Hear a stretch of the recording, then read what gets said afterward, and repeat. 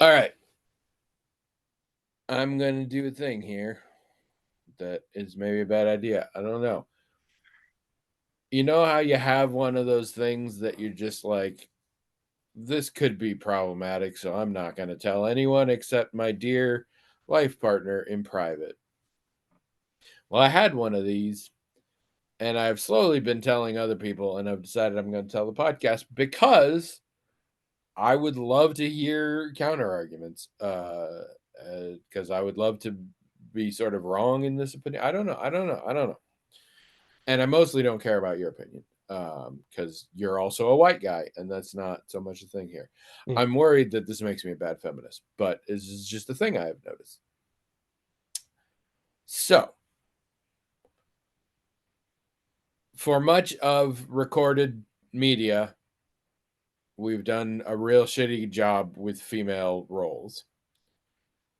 Very often being props, essentially, no agency, or having single stereotypical defining characteristics. And that's changing. And I love that that's changing some. It's not changing enough, but that we have lots of examples now, including a lot of examples where the whole sort of premise to whatever the property is she's living in the world of patriarchy and she's not going to take it anymore.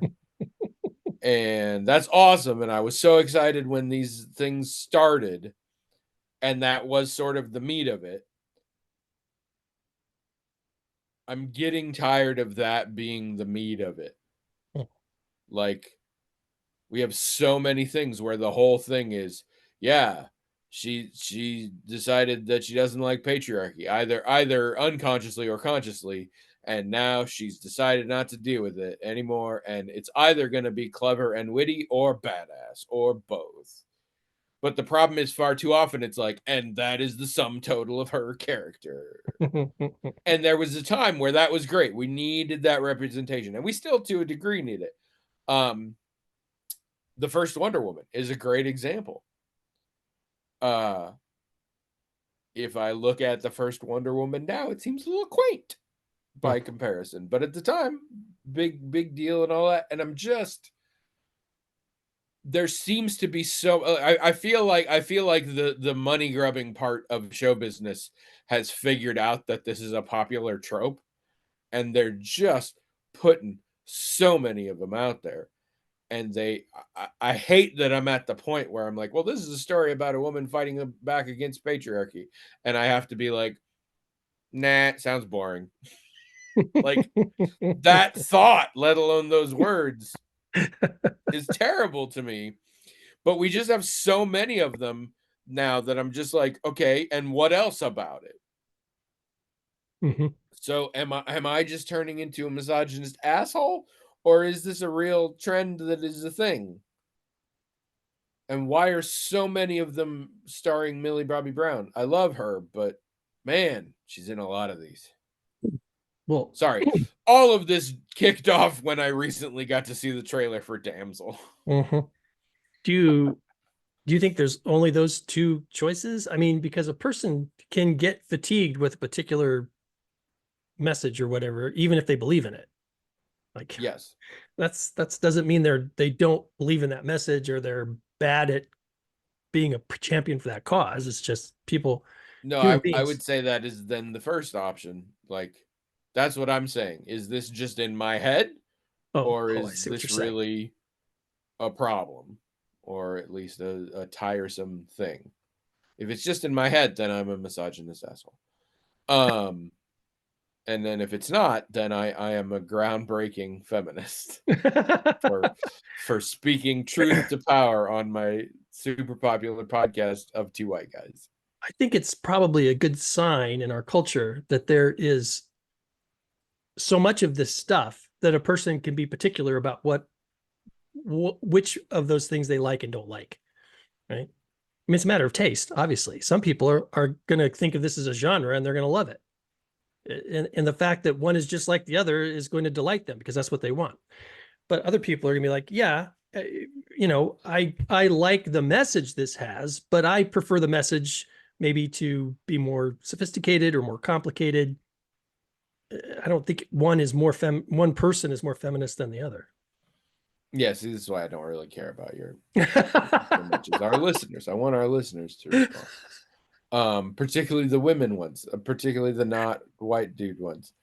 But the white dudes can say stuff too if they feel this way. And I always feel weird about this because it was not long ago that this kind of representation was really, really lacking, and we needed a ton of it.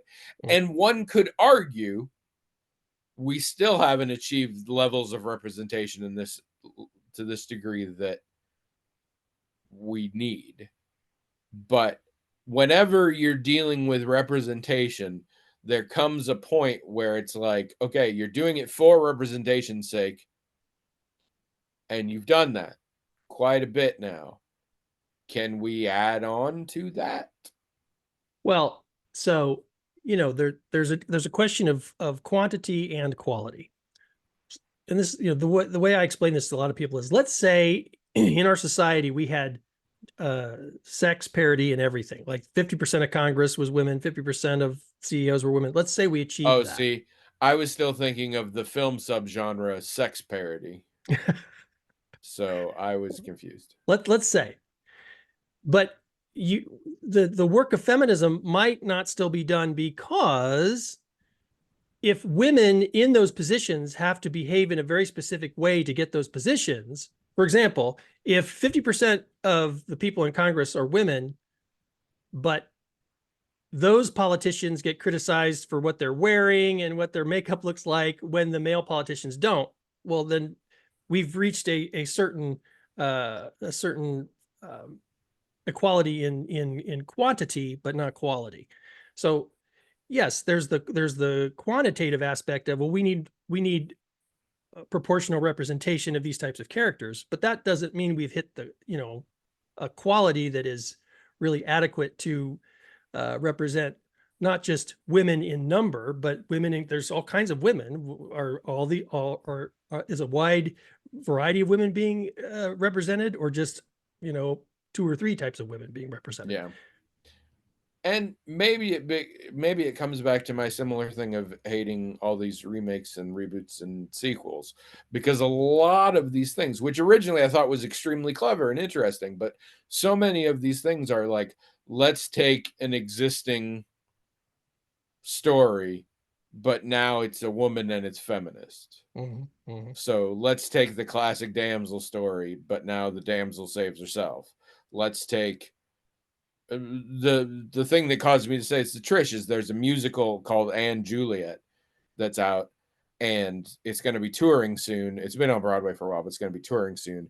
And she was like, I'm going to go. I think my sister's going to go. You want to come? And I said, I don't really think I do, for two reasons. One is the premise of & Juliet is apparently at the end of Romeo and Juliet, she decides not to kill herself because he's dead, and instead goes and lives her life. And also it's a musical that does a lot of making use over again of existing popular music. First of all, I hate those kind of musicals. Moulin Rouge notwithstanding, I could not tell you why I hate those kind of musicals or why Moulin Rouge is the exception. But in general, unoriginal music in musicals, no thank you. But also, again, it feels like this, oh yeah, what if Romeo and Juliet, but it wasn't bullshit patriarchy. I'm like, or a new thing. How about a new thing? So maybe it's that. Maybe it's that this is yet another way. And this comes up in a lot of things now. I don't think in movies where I feel like this is the defining characteristic and sort of there's nothing else going on. I don't think Trish and I have disagreed as to whether or not it was a good movie, but there have been several where I'm like, that movie was bad. And Trish was like, yeah, it was, but I enjoyed it. And I think, again, she potentially felt more seen, or it resonated more with her. But even in those circumstances, she's like, I don't know that it was good.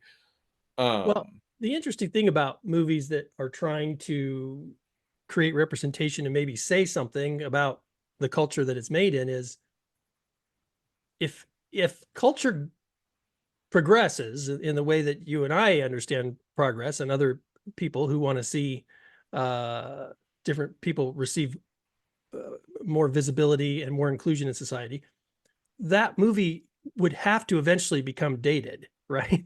And would have to eventually become something that's not as interesting.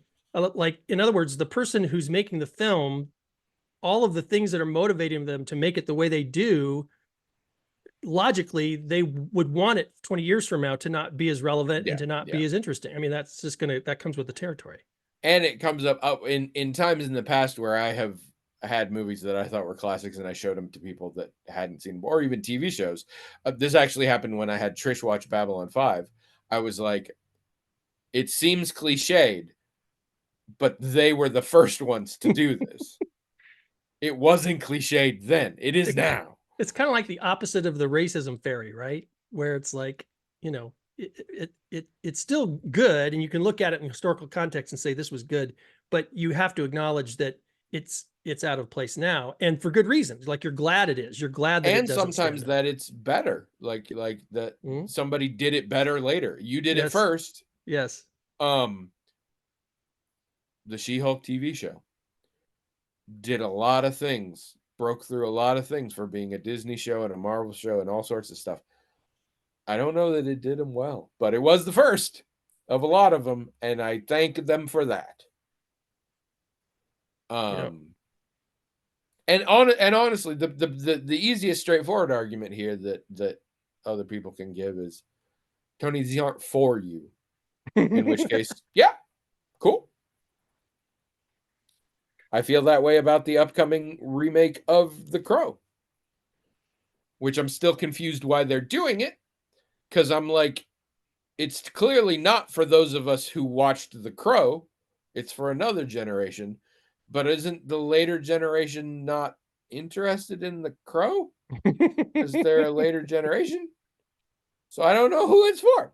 But it looks really good, but very much not for me. Yeah. And if that's the answer, that's great. I want to know. I don't like this thought in a vacuum because it's not interesting. I want to know how this bounces off the rest of the world. Have other people been noticing this and feeling similar? Am I missing a big part of this, which I'm totally willing to buy?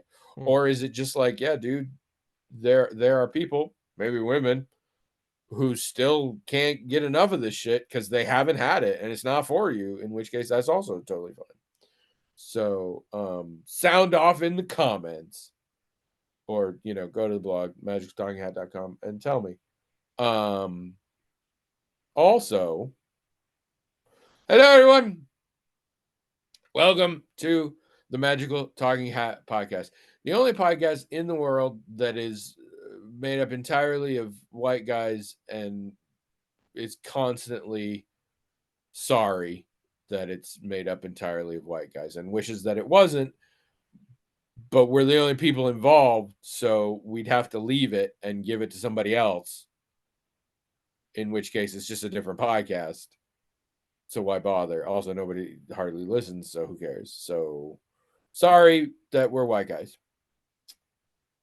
I was in a coffee shop and I overheard two baristas talking, and one, I don't know the context. If I had to guess, I would say maybe one of them was named Abel, because the other one was saying your catchphrase should be "I'm willing and able." And then they were like, or you should do a podcast with a guy named Will and call it Willing and Able. And he said, that actually could be cool because I know a guy named Will and I would love to do a podcast with him. And so I said, it's also a great way to maintain friendships. I've been doing a podcast with a guy named Will for 13 years and we have like 6 listeners, but it's kept our friendship alive. So good. And they said, that's awesome, in a way that was like, why were you listening? Take your coffee and get out of here. So just thought I'd share that. If you're just joining us for the first time, I don't believe you exist, but if you do, we have a hat. It is magical. in that it has its own email address, themagicaltalkinghat@gmail.com. People write into that with stuff, whatever they feel like, and the hat magically forwards the emails to us from its email, and we read them, talk about them until we're bored. That's pretty much the show, except most of the time we're talking about our own shit. Because, again, weak premise, we're just two dudes. Hardly anybody's listening. I mean, the best 6 people are listening, but they are still only 6 people on a good day. So here we are at Peter's Donuts. How was your week?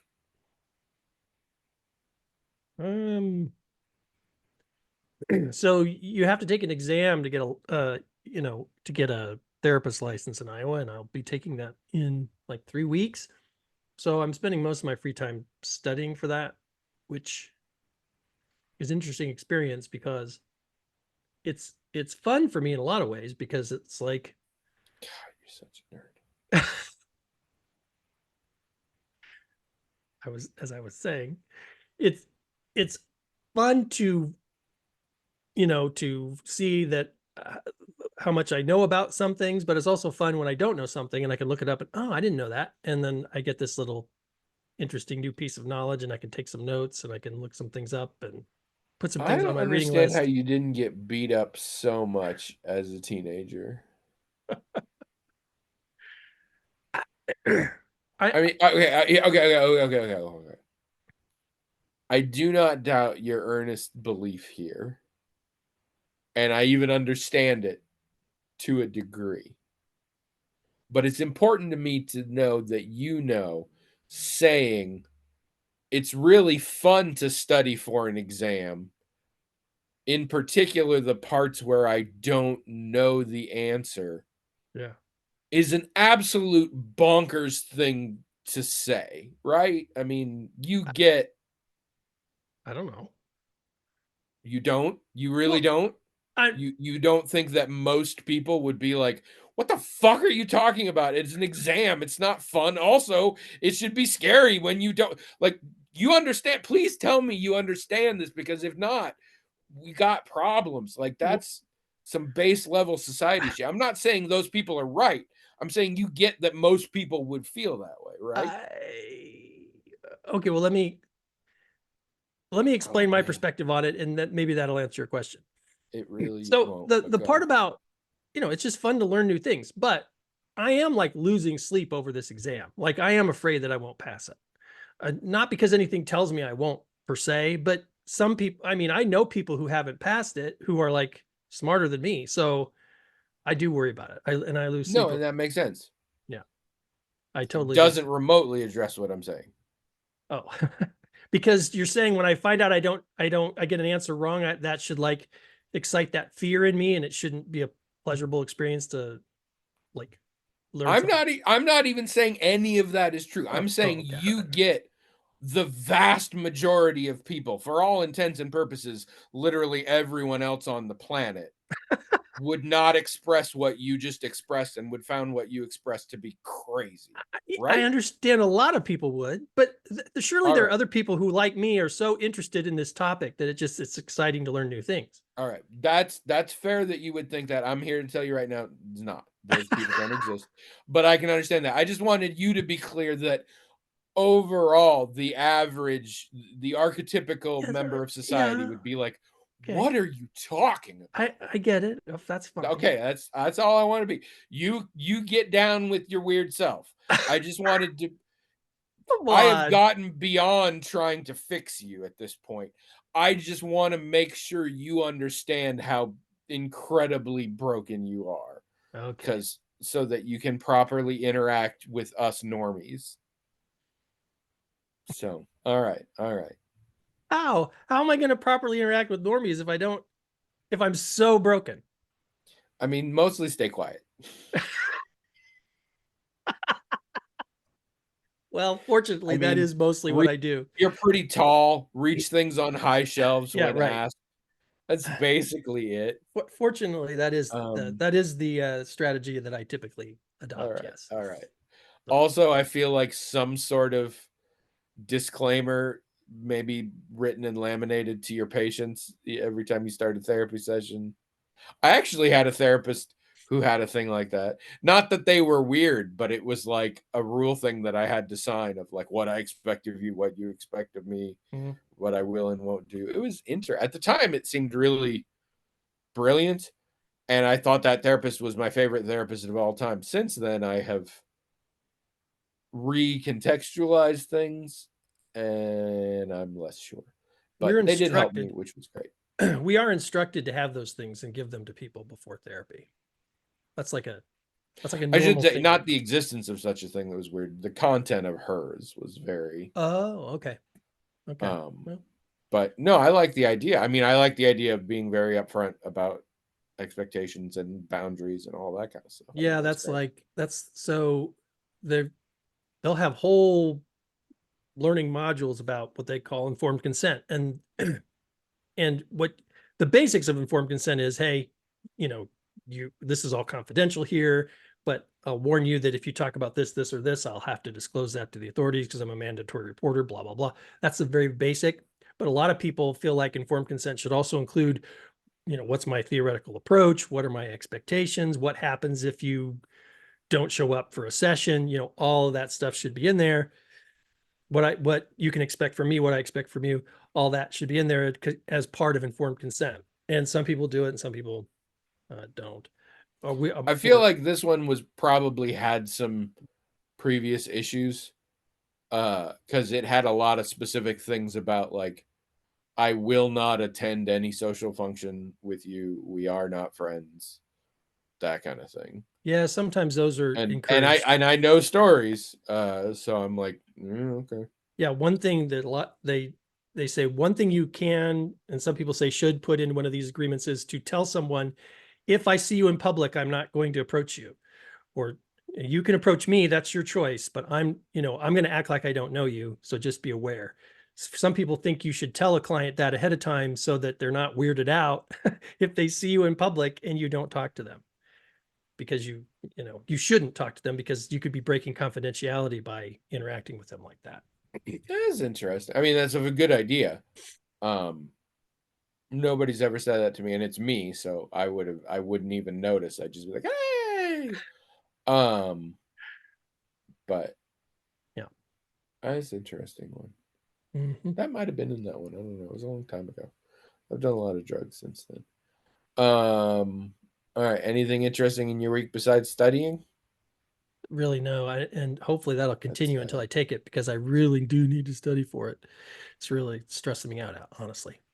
But hopefully I'll but it's pass it. so fun. What? But it's so fun. I mean, it is kind of.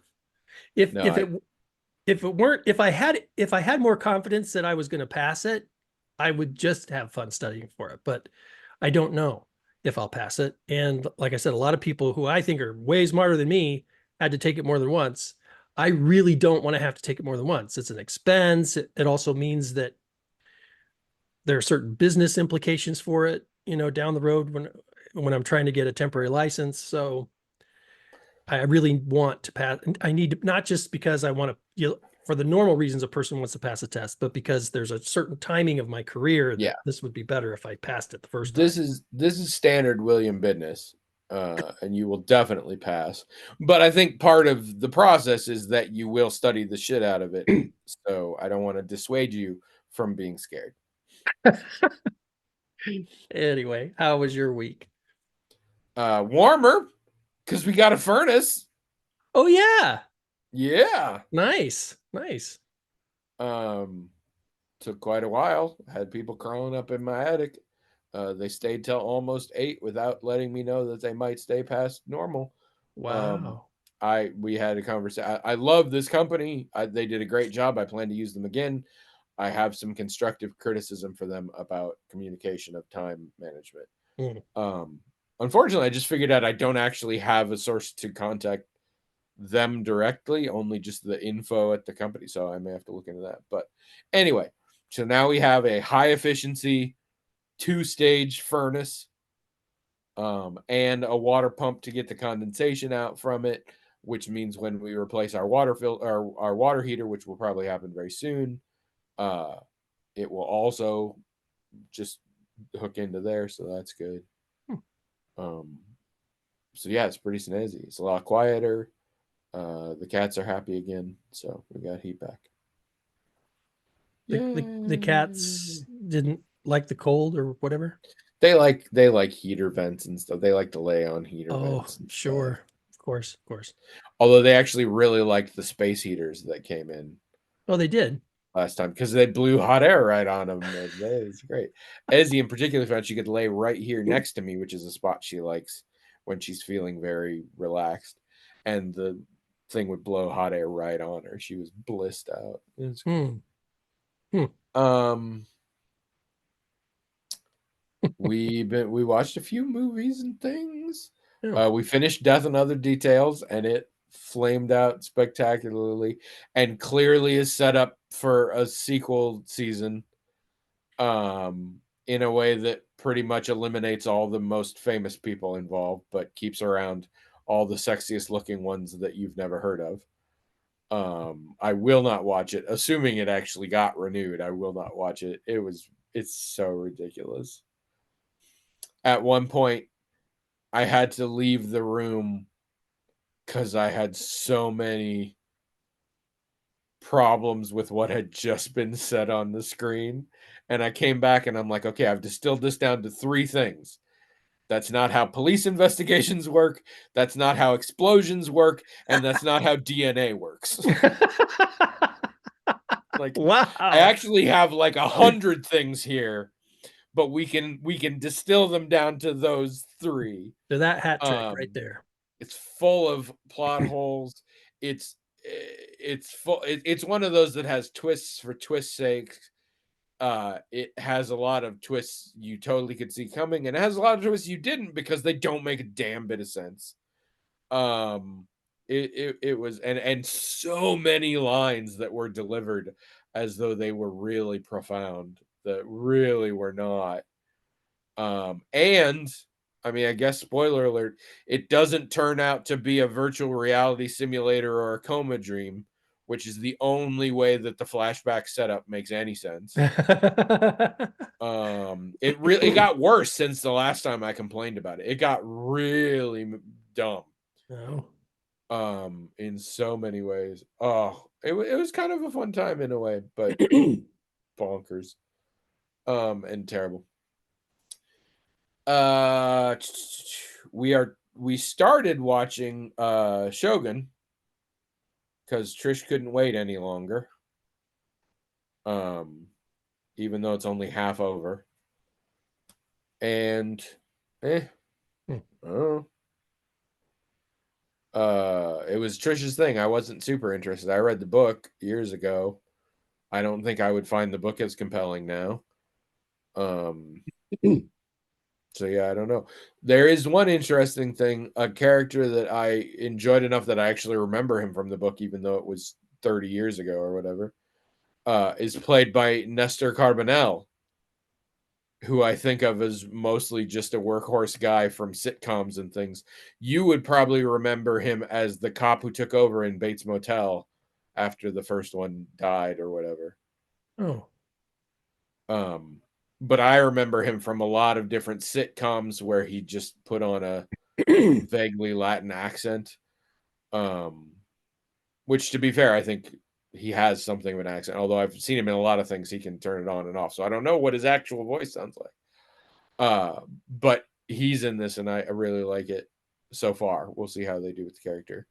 But I mean, he was in Lost, was and he in Lost also? yeah, that's where a lot of I people remember first him from was introduced to him in a sitcom on the burgeoning, barely heard of Fox network called Muscle that was all about a gym. And he was, I think, Italian in that one. He gets to trade nationalities all the time in different things. He was also a photographer in the TV show Suddenly Susan. And yeah, I've seen him a few plays. I mean, he's quite the actor, but this is like a real role. Like this is a meaty thing, so I'm pleased for him because he's a good actor. Oh yeah, I think he is. Um, but we'll see. Yeah, I don't really care about it. I'll watch it, but I don't really care.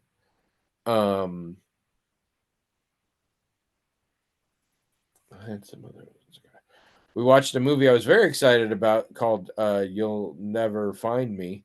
That's on Shudder now. That the trailer, it's one of those trailers where you watch it and you're like, I don't know what's going on, but it really made me want to know what's going on. Did not like it. Did not like it. That's too bad. Did not like it personally. It turned out to be about things that I do not enjoy, and had I known, I would not have watched it. Oh, But also, it's a short film stretched out to 100 minutes.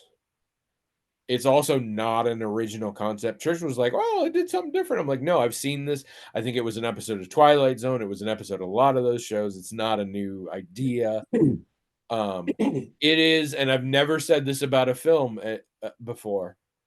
The entire film is in slow motion, even though mechanical slow motion is not used at all. Like everybody just moves so slowly and pauses so much. It had some interesting shots in it. I don't think I want to say it was well shot. It was well acted, but writing, direction, and again, it just didn't have enough material. And it's the whole thing's a mystery of what's going on. Well, the most obvious answer is what's going on. And there's a couple different things, so you can have like a twist. But if you're like, oh, it seems like it's this, but is it? Yes, it is. It's exactly what you think it is, or what you think it must not be, because that's too obvious. I was super unimpressed and sad about that. I just last night finished the first Lockwood and Company book. oh, Really enjoyed it.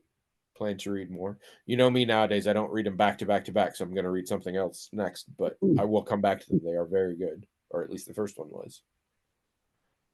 It's a pretty cool lore setup, but also the three main characters that constitute the ghost hunting agency, despite the fact that they're teenagers, which means I should hate them, their dynamic is written really well and really believable and really interesting. Like they don't all get along, but they also all have each other's back and have interact. There's a lot of just interactions. They are becoming over time very fleshed out characters for all. The whole thing is narrated by the female character, Mhm. but all three of them, like I'm getting a very strong sense of them. But it's also just a compelling world. I enjoy it. I do hate, I may have mentioned this before, it is very much translated to US English, Hmm.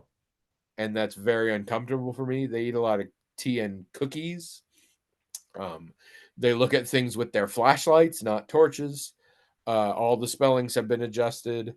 The temperatures, because it's a ghost thing and, cold spots and all that, are all given in Fahrenheit. Hmm. But it's set in the UK, and in fact, the whole problem with ghosts is specifically the British Isles. Hmm. But they all talk about the temperatures in Fahrenheit, and I'm just like, really?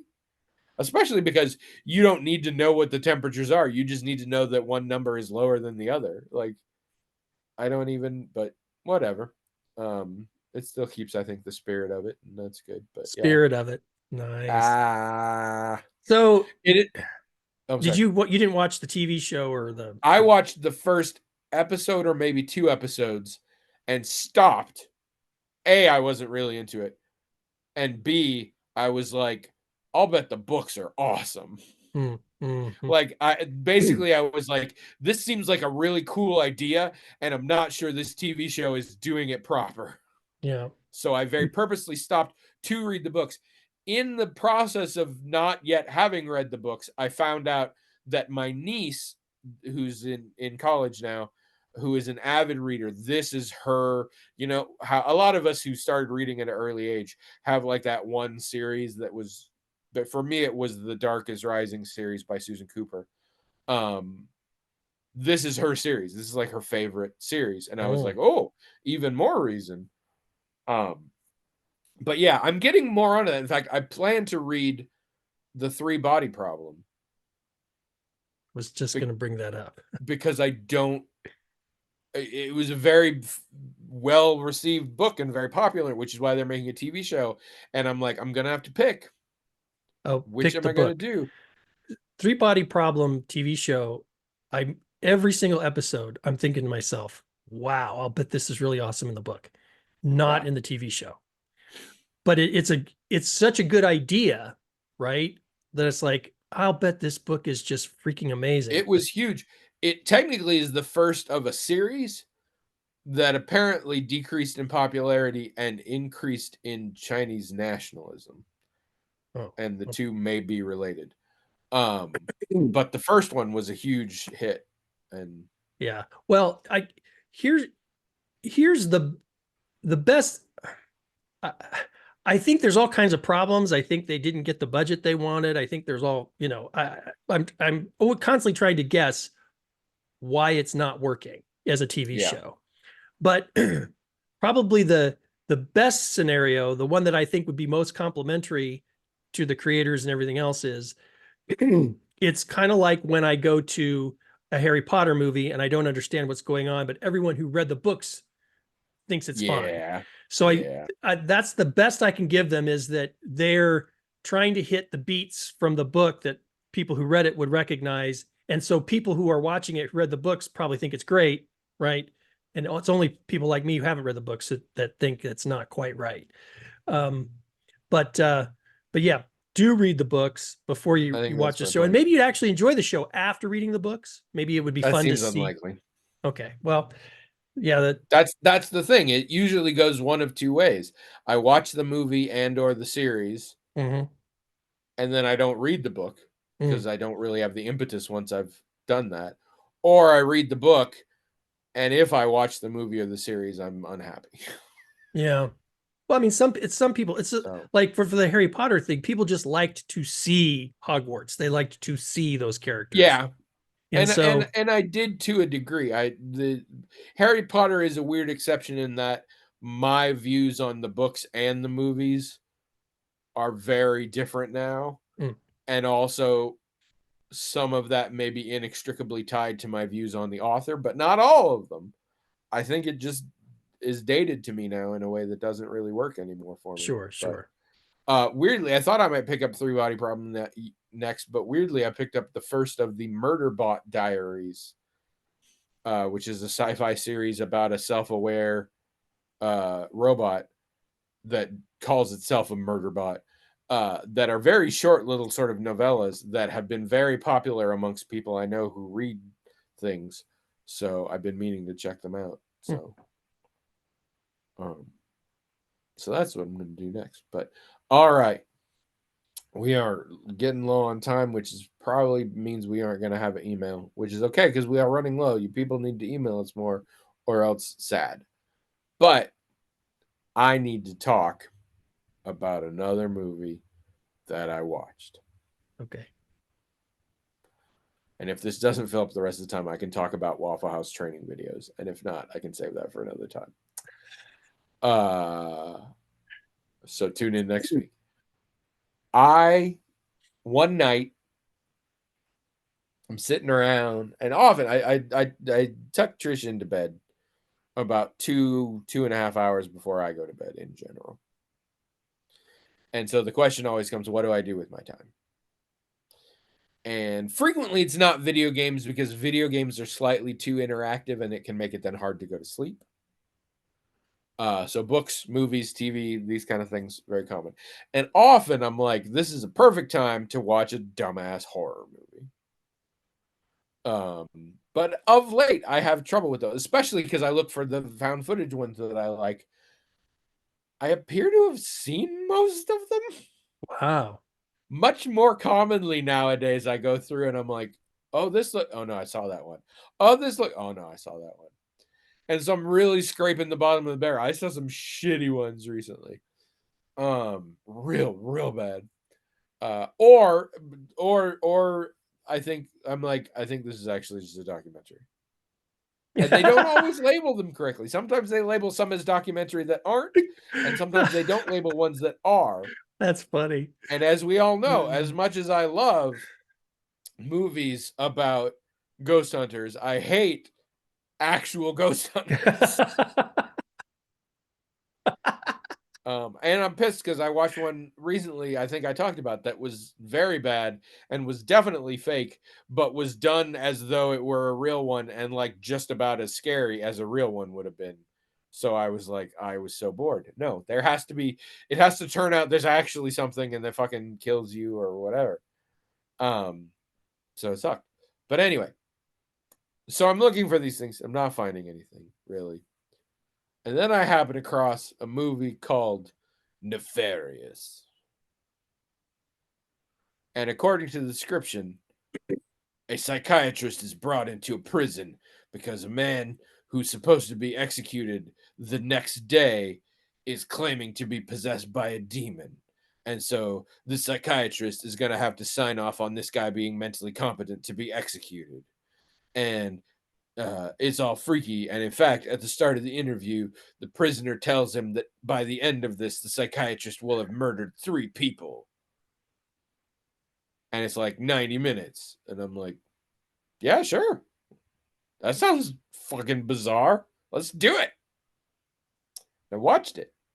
Yeah. I want to say up front, I liked it. Hmm. I enjoyed watching it.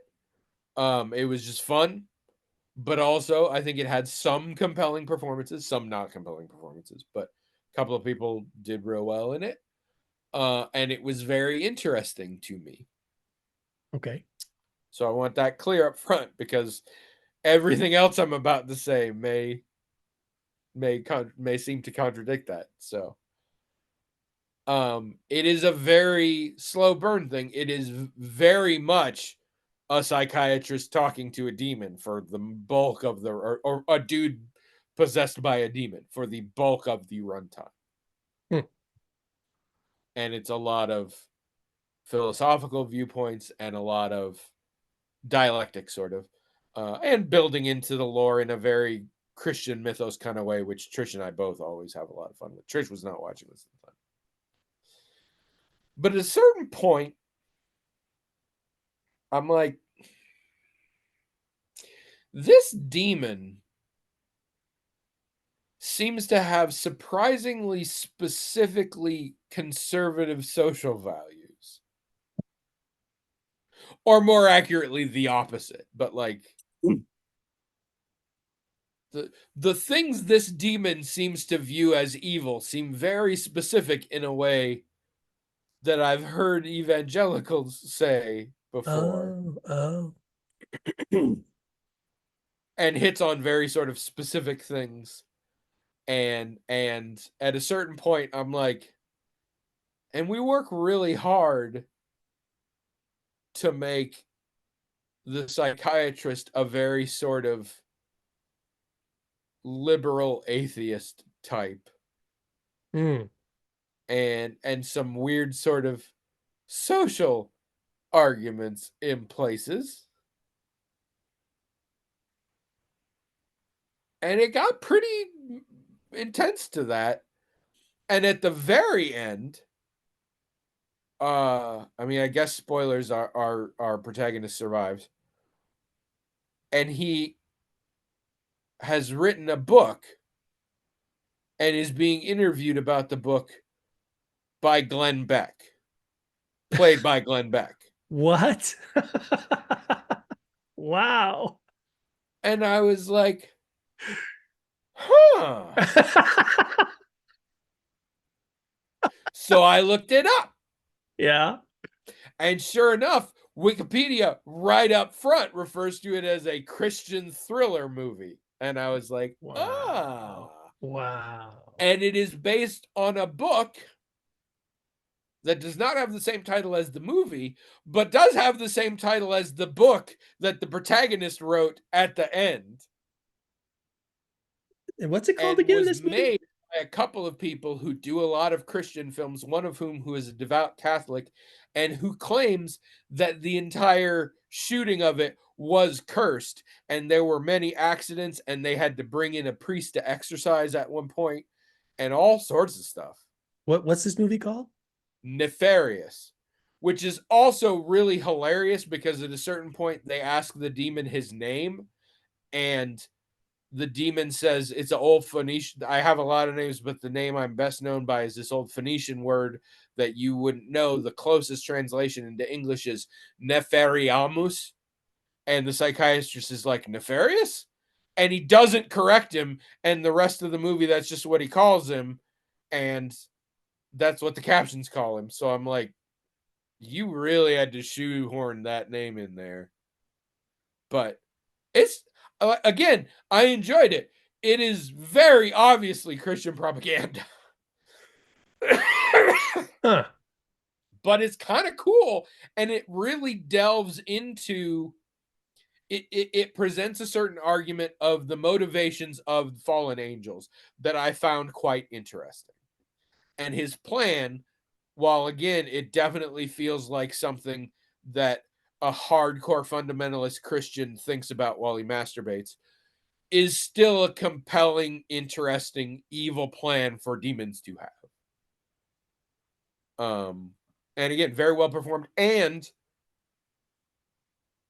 there's also, I hesitate to call it a subplot, but one of the things about it is the demon is intentionally tormenting the host that he inhabits. And there are ways he does that that are subtler than you might think. And there are times where the host is free to be himself and is very different. And it's very interesting to watch this actor play both of these characters. For those who would know about such things, I kind of don't, but it has come to me. This guy also played one of the Boondock Saints in the original Boondock Saints movie, and also plays the guy in the seventh Saw movie. That's the one who wrote a book about his experience with the Jigsaw Killer, but it turns out he didn't actually have an experience with the Jigsaw Killer, which makes the Jigsaw Killer mad. So then he does have an experience with the Jigsaw Killer. Anyway, it's that actor.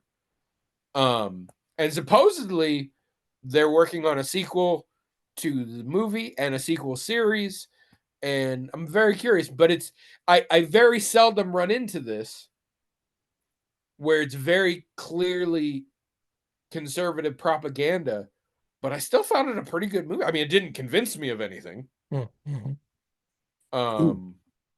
And for the record, for those of you who aren't horror driven, there is, other than, somebody breaking a limb or something, there's no blood or anything particularly in it. There's obviously no swearing. That's a good sign. When the hellish demon won't say fuck, I don't think there's swearing. Maybe I'm wrong. Maybe there is swearing. I don't think there is though. Did you ever read the Screwtape Letters? No, I mean to actually. I think I want to get the Audible thing for it because Cleese does it, and I kind of think Cleese is an asshole these days, but he narrates a good tale. Oh, well, I mean, you mentioned they had interesting ideas about the motivations of fallen angels or whatever. Of course, the Screwtape Letters is all about trying to get into the mind of a demon and the way they think and why they do the things they do, which I thought C.S. Lewis did a very compelling and interesting job with those ideas. In fact, I believe, and this might be apocryphal because I didn't read anything from C.S. Lewis that said this, but it's been said that he was disturbed in the writing of it because it was so psychologically, he had to put himself in a psychological place that was very dark and very gross, kind of, I guess. But it's weird because they're by and large comedic, yeah? The Screwtape Letters? I thought it was. Well, it's probably much like this film. It depends on who's watching it, right? Like, because the person who's being interviewed, is, you could see it as funny for sure. But if you're a believer, right? If you believe that demons are real, it can seem like a very convincing portrayal of what demons are like, and it can freak you out, right? And I think for C.S. Lewis, who was a believer, I mean, he thought he was what he was attempting to do was to convey what a real, I mean, I think he believed in demons. But that said, even if he didn't, it can be disturbing to write a psychologically disturbing character. I Oh, I mean, could see. I could see non-religious, non-supernatural versions that I could write that would freak me the fuck yeah, out. right. But I think a lot of people who are believers who read the Screw Tape Letters can be very freaked out about it. But you're right.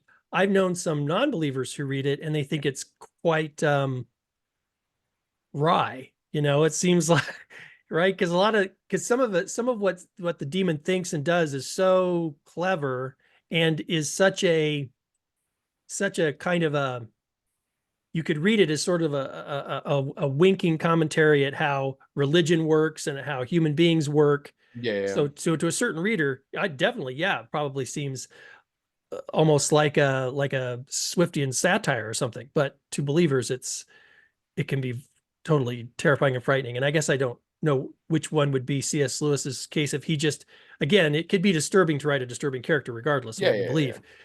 But I do think for him, he was a believer and he was a Christian apologist, a very famously a Christian apologist. So I think Mhm. for him, there was even a spiritual aspect of it that was difficult for him in writing it. But I think he felt compelled to write it because I think he felt that the nature of evil was a thing because there was a whole era there. I don't know if you've noticed, there was a whole historical era there of authors who thought that human beings were forgetting the nature of evil and they were letting their guard down. And this is what let things like Hitler happen, was people Yeah. weren't Well, aware of how and evil worked. this is a common theme in a lot of The Name of the Rose. The villain has a similar view of this, and this movie has that. Yeah, right. Yep. Part of the argument is that all the tolerance and love we have in society now is really just a way of convincing ourselves that we're not sinning. Mm. Um, and for the record, this movie is not wry. This movie takes itself extremely seriously. Yeah. But I would say I did not appreciate it ironically per se. Mm. Um, it was a compelling performance. Like, again, did not convince me of anything. Um, but yeah, some of it may go to the guy portraying the possessed dude. Um, it was very impressive, but I don't know. It was just I found myself very engaged in their conversation. Well, I think it speaks to the power of good storytelling. I mean, people complain sometimes about whatever they think the ideology is behind a story. Um, but many people say, and I think they're right when they say this, if the story was good enough, people wouldn't care so much. I mean, Yes. just think that's true. Uh, to speak of C.S. Lewis, Chronicles of Narnia, I loved that as a kid and somehow missed the heavy Christian overtones, Yeah, right. and then years later reread it and was like, "Oh my god, how did I miss this?" But it's because it was a good story. Yeah, right. But that is the exception. Yeah. By and large, if you have a very blunt, very often one-sided political agenda, your story or your humor or whatever sucks. Yeah. And this is incredibly blatant and incredibly one-sided. And I mean, and don't get me wrong, it's not a masterpiece. It's not a great film. It is I enjoyed my time with it. I found it interesting and entertaining. Well, And it also not accidentally. Not right, not because it was so poorly done or anything. right. Well, I think it also might help in this case where a lot of that worldview sort of fits in with the context of, it does kind of go with the story, right? It's not Oh, like yeah. external to the story. A lot of times when someone has a message, it it doesn't fit, it's shoehorned into the story. It doesn't emerge organically from it or anything like that. Yeah. You have to give it a little credit for, well, this does sort of belong here in a way, this stuff, Yeah. if that makes sense. Um, I am not sure it fully understands the way death row legislations work, but I don't know. I'm not familiar, so he may have researched the shit out of it, Yeah, and yeah, I yeah. just don't know. But some of it, I was like, really? Is that all it is? Um, yeah. So you can check that shit out. It's pretty interesting. Okay. Actually, I might check this one out because it You does in sound interesting. particular, I think, would find it Yeah, yeah, yeah. interesting. I think it would be a fun one to discuss with you. If we ever get to hang out in person again. Okay. Um, once you fail the exam, I guess we'll have time. Yeah, Uh, definitely have time after that. Come on. come on, what? You're not gonna fail. You are super 100% not. This is your thing. I know, but This is taking your a thing. test is different, right? And you know me, It's I'm gonna narrow it down to the last two things. I'm gonna second guess myself. I'm not worried about not knowing enough. I'm worried about being too nervous or overthinking it. I'm not worried about that, those kinds of in things. your life. How many exams have you failed? Uh, I flunked a spelling test once in second grade. That So was pretty much the only one. I'm hearing one, and I'm Yeah. hearing you were 7. Oh my gosh. No, I would have been 8, I think. But Oh, uh well, fuck you then. 8-year-old flunking a second grade spelling bee or spelling test. it was a spelling test, and it was one of the first spelling tests I ever had where the words were like not spelled like they sounded, right? If so you had to know, like you had to like be exposed to these words and know Yeah, what yeah, yeah. they look like. And I didn't study for it. I'd forgotten that we were going to have a spelling test, and I just flunked it because I didn't know how to spell these words that weren't spelled the way they sound. So yeah, that's Well, probably the only test I've ever failed, ever. I've had tests that I didn't do well in, though. And the thing about these tests is you can, you've got to do better than, like you can't just do better than, say, 50% on it. You've got to get a pretty high percentage. These tests are weird because, so I went to look, I said, well, what is the cutoff for passing this exam? And they couldn't say because uh, what test you get is kind of random. And because of that, they adjust the cutoff based on how difficult they think the exam you got was. So if you happen to get randomly a whole bunch of easy questions, they raise the cutoff. If you get the harder questions, they lower the cutoff. So you don't even know what your cutoff's going to be until after you take the test. well, let's just hope 8-year-old you learn some lessons. Oh my gosh. I've taken some Up, sample up tests front, and I okay. would recommend 2 things that I have taken away just from the story. Remember when your test is, Yeah, right. and study. Yeah, I'm studying. All There's a right, good. lot. You have learned. There's a lot of material, man. 8-year-old Lots. you did not suffer in vain. I've taken some sample Pay tests and I've close done okay, attention but to the words that don't look like they sound. I don't hey know how now, much spelling will be on this exam, but better safe than didn't sorry. you send me a video recently about a guy that did a whole comedy routine on how English works? Yes. Yeah, well, English language. that affected me once We in will have second it back. grade specifically, and it was devastating because I'd never flunked a test before that, and I don't think I've flunked one since. But man, that was awful. And you know what else? I remember at the time, my family really gave me the business for it too. They really teased me about it. But Well, if you fail this one, I'll tease you a I bunch. know, and I don't want that. I'm gonna feel bad enough and have to take the stupid thing again. Oh my gosh. But at least it's Um, kind of fun to study for it. So that's my consolation.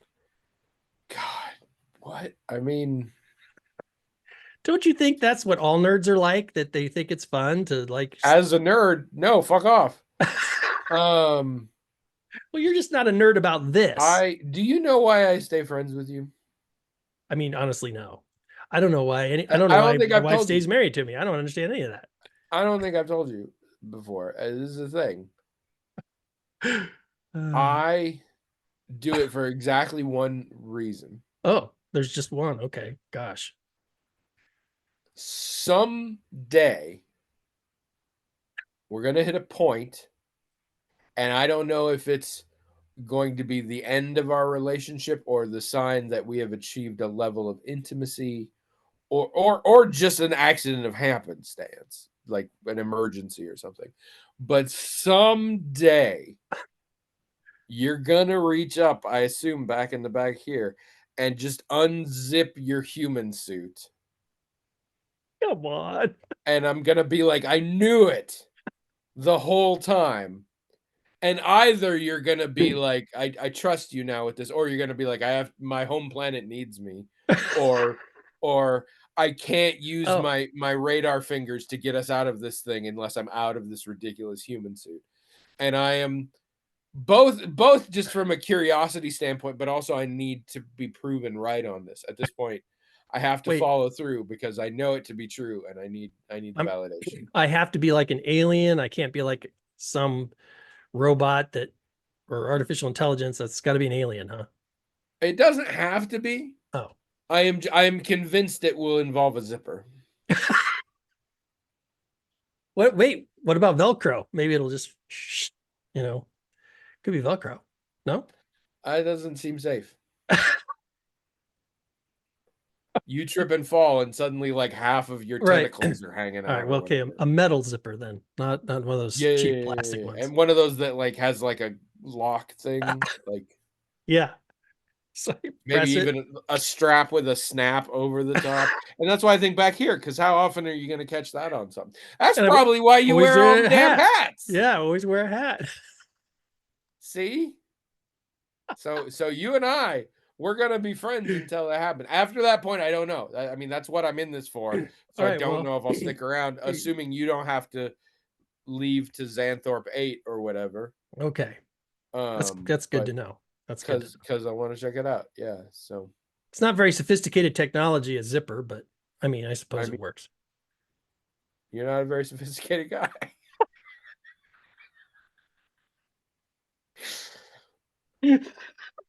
I calls them like I see them. You alien.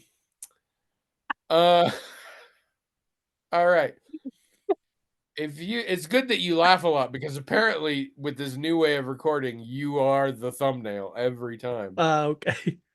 Despite it on being on my screen as both of us there, it doesn't do that in the recording, I guess. Oh, weird. Maybe I'll look in some settings and mess around with it. But anyway, um, if you have feelings about William being an alien or the screw tape letters or any of this stuff, or especially that bullshit I said at the beginning, go to the blog, themagicaltalkinghat.com, and talk about it. Also, email us with whatever the crap you want. Maybe you've got book recommendations. Maybe you read Murderbot Diaries and you want to talk about something in that. Don't spoil it for me, please. Or Lockwood and Company. Or maybe you've got a question vis-a-vis condiments. I don't care. It doesn't have to be impressive. Doesn't have to be interesting. Look at Agitalan. Also, just whatever. Go for it. Those questions that you haven't asked anyone else, ask us. And definitely tune in next week so that I can talk to you about Waffle House training videos.